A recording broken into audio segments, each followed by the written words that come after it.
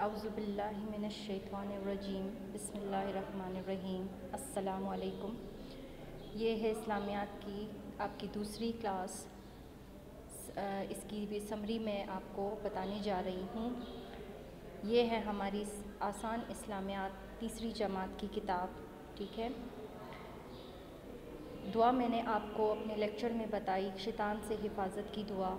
اس میں آپ اس کو اگر صبح کے وقت پڑھ لیں گے تو سارا دن شام تک آپ شیطان کے شر سے محفوظ رہیں گے، ٹھیک ہے۔ دعا ہے ہمارے پاس، اعوذ باللہ السمیع العلیم من الشیطان الرجیم، میں شیطان مردود سے اللہ کی پناہ میں آتا ہوں جو سننے والا اور جاننے والا ہے، ٹھیک ہے۔ آپ کو اپنے لیکچر میں نے سورہ لہب کا شان نزول بتایا۔ یہ ایک مکی صورت ہے، اس میں 5 آیات تھیں۔ لاسٹ لیکچر میں ہم نے اس کی ساری ڈیٹیل پڑھی تھی۔ الفاظ معنی آپ کے سامنے میں نے رکھے تھے۔ تبت ٹوٹ گئی، یدا دونوں ہاتھ، ابی لہب ابو لہب و تب اور وہ تباہ ہو گیا۔ ٹوٹ گئے ابو لہب کے دونوں ہاتھ اور وہ تباہ ہو گیا۔ ما اغنا، نہ کام آیا، انہو اس کے، مالہو اس کا مال، وما کسب اور نہ اس کی کمائی، ٹھیک ہے۔ سیصلا جلدی پہنچے گا، نارن آگ، ذات لہب شعلوں والی، بھڑکنے والی، ٹھیک ہے۔ وہ جلد ہی شعلوں والی آگ میں ڈالا جائے گا۔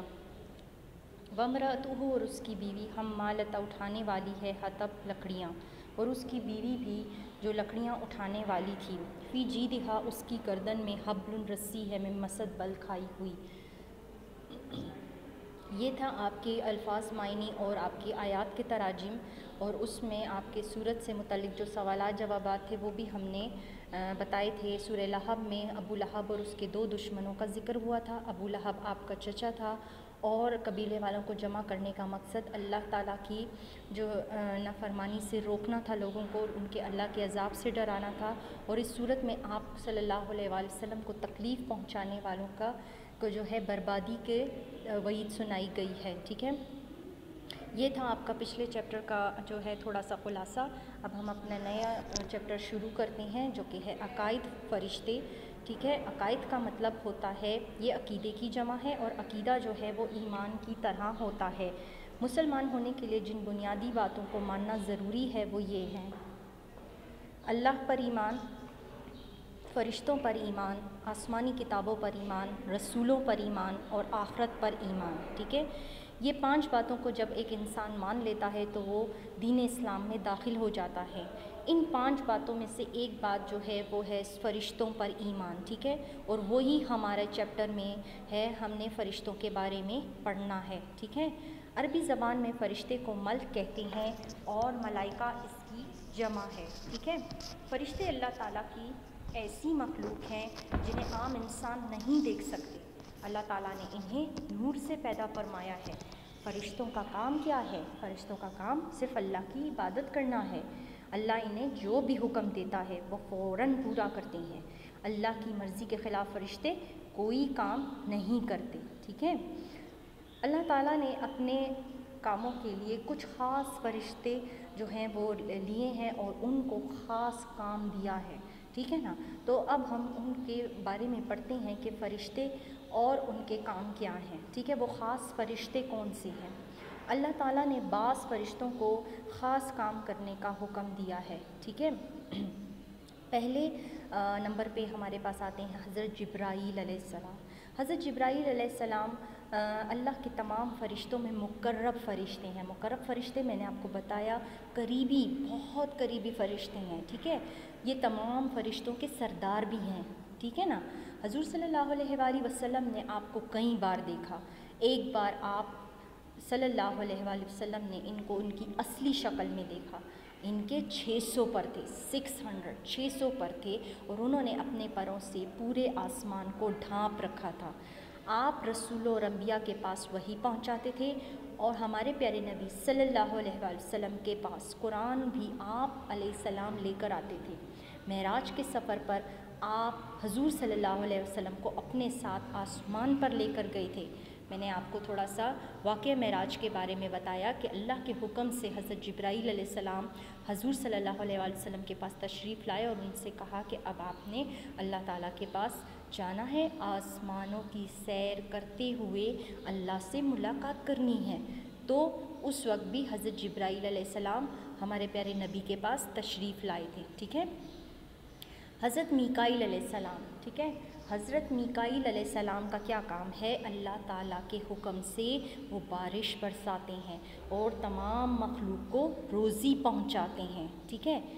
इसके बाद हज़रत इज़राईल अलैहिस्सलाम जो है वो आते हैं। हज़रत इज़राईल अलैहिस्सलाम का क्या काम है?